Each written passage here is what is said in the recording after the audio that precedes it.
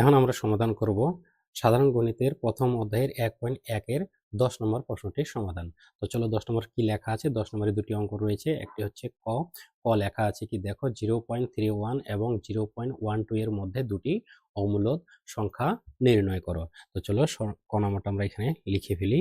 ক, তো এত এবং এত, দেখো এখানে 0.31 এটি বড় এবং 0.12 এটি ছোট, এই দুটির মাঝে অবস্থান করে এমন দুটি অমূলদ সংখ্যা আমাদের নির্ণয় করতে হবে। তো সবার প্রথমে তোমাদেরকে জানতে হবে যে অমূলদ সংখ্যাগুলো কোনগুলো।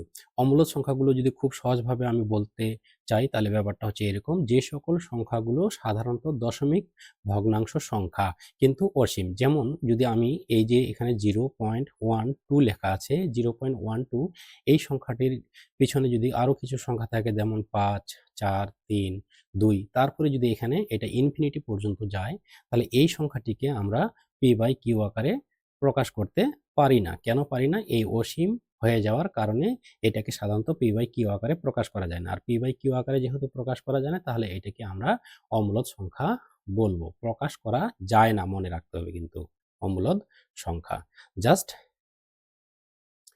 জাস্ট এই বিষয়টি মাথায় রেখেই তোমাদেরকে এইটা এবং এইটার মাঝে অবস্থান করে এমন দুটি অমূলদ সংখ্যা নির্ণয় করতে হবে। এই সংখ্যাগুলোকে আমরা ধরে নিতে পারি, ধরি তাহলে এ একটা সংখ্যা লিখবো এবং আরেকটি অমূলদ সংখ্যা লিখবো বি। এ অমূলদ সংখ্যাটি লিখবো কেমন, দেখো 0.12 রয়েছে, এর থেকে বড় হতে হবে এবং 0.31 এর চেয়ে ছোট হতে হবে। তাহলে 0.12 এর চেয়ে বড় এমন একটি সংখ্যা আমি এরকম করে লিখতে পারি 0.13 লিখবো। এখানে 3 পরে তোমাদের ইচ্ছা মতো সংখ্যা নিবা, একটা 0 দিলা, একটা 5 দিলা, 3 দিলা, 2 দিলা, 1 দিলা, তারপরে ইচ্ছা মতো এদিকে দিয়ে তারপর তোমরা ডট ডট চিহ্ন দিবা। তার মানে এটাকে তোমরা বোঝাবা এটা হচ্ছে অসীম দশমিক ভগ্নাংশ। কেননা অসীম দশমিক ভগ্নাংশ করলেই এটিকে পি বাই কিউ আকারে প্রকাশ করা যায় না, অর্থাৎ ভগ্নাংশ আকারে প্রকাশ করা যায় না। আর যেহেতু এটাকে ভগ্নাংশ আকারে প্রকাশ করা যায় না, তাহলে এটি একটি অমূলদ।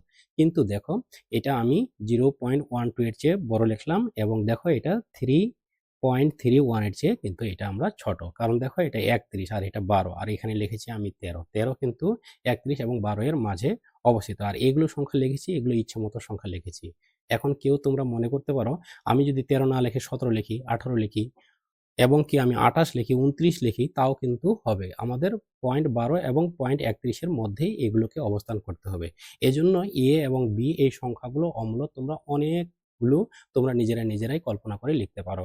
কাজে এই প্রশ্নটির উত্তরে অসংখ্য প্রশ্ন হবে। বাজারে অ্যাভেলেবেল যে সহায়ক বইগুলো রয়েছে সেই সহায়ক বইগুলোতে দেখবা সেখানে সমাধান করে দেওয়ার নিচে কিন্তু লেখা আছে বিশেষ দ্রষ্টব্য, এরূপ অসংখ্য উত্তর হতে পারে, এই ধরনের কিছু ইনস্ট্রাকশন দেওয়া আছে, প্রয়োজনে তোমরা সেটাকে একটু চেক আউট করে নিবা। তো এরপরে আমি আরেকটা অমূলদ সংখ্যা লেখার চেষ্টা করব, কেমন 0.12 এবং 0.31 এর মধ্যে। এবার আমি হয়তো বা 27 লিখলাম, 0 পয়েন্ট লিখলাম, 27 লিখলাম, তারপর 3 লিখলাম, 5 লিখলাম, 0 লিখলাম, 8 লিখলাম, তারপরে আবারও কি দেবো আমি এই ধরনের ডট ডট চিহ্ন দেব। এখন ডট ডট চিহ্ন দেওয়ার পরে এখানে আমি এখন বলবো এখানে স্পষ্টত এ এ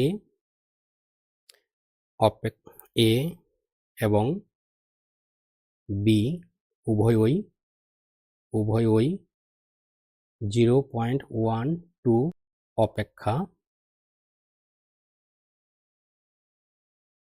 বড় এবং 0.31 অপেক্ষা ছোট, অর্থাৎ 0.12 গ্রেটার দেন এ গ্রেটার দেন 0.31। তার মানে এই যে এ আমি সংখ্যাটা এখানে ধরে নিয়েছি, এই এ সংখ্যাটি 0.12 এর চেয়ে বড় এবং 0.31 এর চেয়ে ছোট, কাজেই এ কিন্তু এত এবং এত এর মধ্যে অবস্থিত। এবং বি এর বেলাও সেই কথাই বলতে পারি, 0.12 greater than B greater than 0.31, এটা লেখলা। এবং উভয়কে পি বাই কিউ আকারে প্রকাশ করা যায় না, প্রকাশ করা যায় না। তাহলে আমরা সুতরাং বলতে পারি, সুতরাং সুতরাং এখন পি বাই কিউ আকারে প্রকাশ করা যায় না, এ পি কিউ সহমৌলিক, এই কথাগুলো তোমরা একটু বলেও নিতে পারো এখানে, যেহেতু অমূলদ সংখ্যা বা মূলদ সংখ্যার যে সংজ্ঞাটা ছিল সেখানে তোমাদের এই ইনস্ট্রাকশনগুলো দেওয়া ছিল, যে যেখানে পি কিউ সহমৌলিক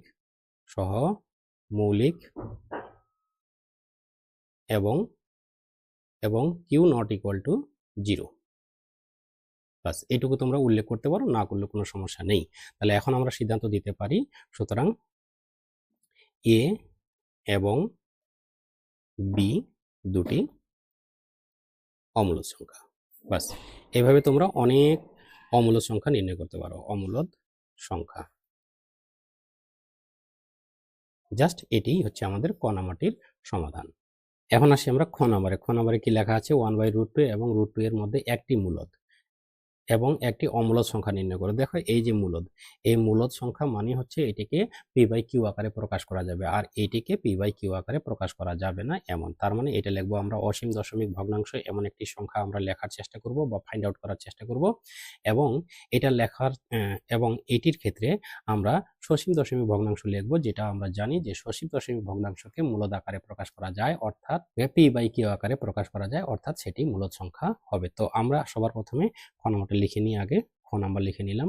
খ নাম্বার লিখে 1/√2 এটা আমরা লিখে নিব এবং এর মান আমরা বের করার চেষ্টা করব, কারণ এটা থেকে আমরা বুঝতেছি না এর ভ্যালু কত, এবং √2 এবং এই √2 এর ভ্যালু আমরা বের করে নিব by the help of calculator. তো আমরা ক্যালকুলেটরে এর মানগুলো বের করে নিই। তাহলে এখানে দেওয়া আছে 1, তোমরা লিখবা ক্যালকুলেটরে, তারপরে ভাগ দিবা, ভাগ দিয়ে ব্র্যাকেট দিবা প্রয়োজনে, রুট দিয়ে তারপরে 2, তারপরে ব্র্যাকেট ক্লোজ করে তারপরে সমান সমান দিবা। তাহলে এর মান পাওয়া যাচ্ছে 0.707106 এরকম ধরনের সংখ্যা এখানে এসেছে। এবং এটার ক্ষেত্রে যদি আমরা আসি, তাহলে এটার ক্ষেত্রে আমরা পাই, এবং √2 এর ক্ষেত্রে যদি আমরা মান বের করি, তাহলে সেটা মান পাওয়া যাচ্ছে কত, দেখো 1.4141, আরো অনেক কিছু এখানে পাওয়া গেছে। তো তোমরা এটা লিখতে পারো, আর যদি তোমরা এটাকে অসীম মনে করি, এখানে যদি তোমরা অসীমের জন্য ডট ডট চিহ্ন দাও তবুও কিন্তু এখানে হবে, কেননা এটা অসীম পর্যন্তই এই মানগুলো বের হবে। তো এখন আমাদের এই দুটি সংখ্যার মধ্যে একটি মূলদ সংখ্যা এবং একটি অম্লদ সংখ্যা বের করব। তো আমরা ক নাম্বারের মতো করে এখানেও ধরি লিখে নেব, ধরি, এবং সেই সংখ্যাটি প্রথমটাকে মূলদ যেহেতু, তাহলে আমরা এটা ধরে আমাদেরকে অবশ্যই মাথায় রাখতে হবে মূলদ যেহেতু, তাহলে সসীম ধরতে হবে, কিন্তু এর চেয়ে বড় এবং এর চেয়ে ছোট। তো এটার চেয়ে বড় আমরা ধরে নিতে পারি এখানে 0. এখানে 7 আছে, আমরা এখানে 9 ধরে নিলাম, 0 আছে এখানে 5 দিলাম, 3 দিলাম, 2 দিলাম, কিন্তু আমাদের মনে রাখতে হবে এটা সসীম। সসীমের কারণে আমরা এখানে কিন্তু আর কোনো সংখ্যা লিখব না। এবং বি আর একটি সংখ্যা লিখবো, যেটা কিন্তু আমাদের অমূলদের জন্য লেখার চেষ্টা করলাম, যেহেতু এই যে অমূলদ, যার কারণে এটাকে আমরা অসীম লিখবো। কিন্তু এটাও কি থাকতে হবে যে এই 0.70 এর চেয়ে বড় হতে হবে এবং 1 এর চেয়ে ছোট হতে হবে। 0.70 জন্য আমি লিখে নিলাম এটা 0. এটা যেহেতু 9 লিখেছিলাম, তো এখানে আমি 10 লিখলেও হবে, নতুবা আমি এখানে 9ই লিখলাম, আবারও 9 লিখলাম, এটা কোনো ব্যাপার না, আমি 8ও লিখতে পারি, তাতে কোনো সমস্যা নেই। 8ই লিখে দিই তোমাদের বোঝার সুবিধার্থে, আমি এটা 8 লিখে দিচ্ছি, এখানে 8 দিলাম, 3 দিলাম, 2 দিলাম, 0 দিলাম, 5 দিলাম, 0 লিখতেই হবে এমন কোনো কথা না, দিলাম। দেওয়ার পরে এখানে 3 দিলাম, তারপরে এখানে কিন্তু আমি এখন ডট ডট চিহ্ন দিব। কেন দিব তোমরা বুঝে গেছো, যে আমাদেরকে যেহেতু অমূলদ চেয়েছে, আর অমূলদকে আমাদের অসীম দশমিক ভগ্নাংশকেই সাধারণত আমরা অমূলদ করতে পারি। এখানে স্পষ্টত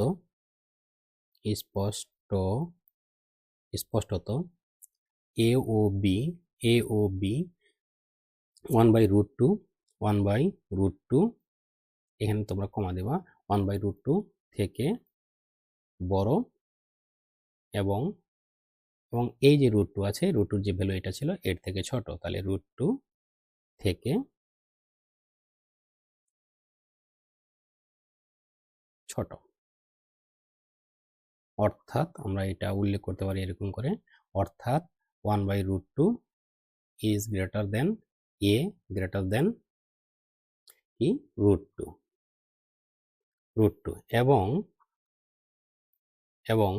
আমরা b এর বেলাও লিখতে পারি ঠিক 1/√2 greater than b greater than √2।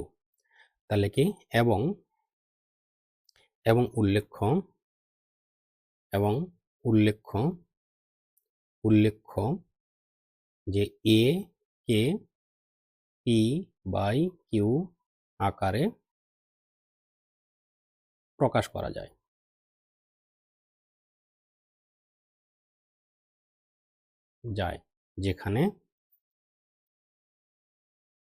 যেখানে পি কমা কিউ সহমৌলিকের ব্যাপারটা তোমরা জানতা, আমরা 9 নম্বরে এই ব্যাপারে বিশদ আলোচনা করেছি, প্রয়োজনে 9 নম্বরের ভিডিওটি তোমরা দেখে নিবা। সহমৌলিক এবং কিউ নট ইকুয়াল টু 0। সুতরাং এ একটি মূলদ সংখ্যা।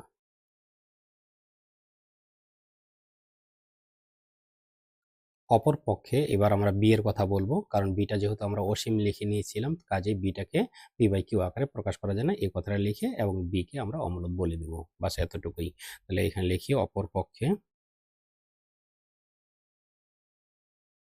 বি কে পি বাই কিউ আকারে প্রকাশ করা যায় না। সুতরাং এখানে আর এই কথাটা লেখার দরকার নেই, পি কিউ সহমৌলিক, এত কথা লেখার প্রয়োজন নাই দুটির ক্ষেত্রেই। একটা যেহেতু একটু আগে উল্লেখ করেছি, পরেরটা আর উল্লেখ করার প্রয়োজন নেই। সুতরাং বি একটি অমূলদ সংখ্যা। বাস এতটুকুই আমাদের এই খ নাম্বারটার জন্য সমাধান। তোমাদেরকে আরেকবার আমি স্মরণ করাই দিই, এই মূলদ এবং অমূলদ কোনো দুটি সংখ্যার মধ্যে নির্ণয় করতে বললে তোমরা ঠিক মিডিলে রেখে এভাবে অসংখ্য তোমাদের ইচ্ছা মতো তোমরা এই মূলদ এবং অমূলদ সংখ্যা লিখতে পারো। উত্তর কারো মতো হবে না এবং বইয়ের উত্তরের সাথেও এর উত্তর মিলবে না, এই কথাটি মনে রাখতে হবে। আশা করি তোমরা এই 10 নম্বরের ক খ বুঝতে পেরেছো। ধন্যবাদ তোমাদের সবাইকে। পরবর্তী টিউটোরিয়ালে 11 নম্বর প্রশ্নের সমাধান করা হবে।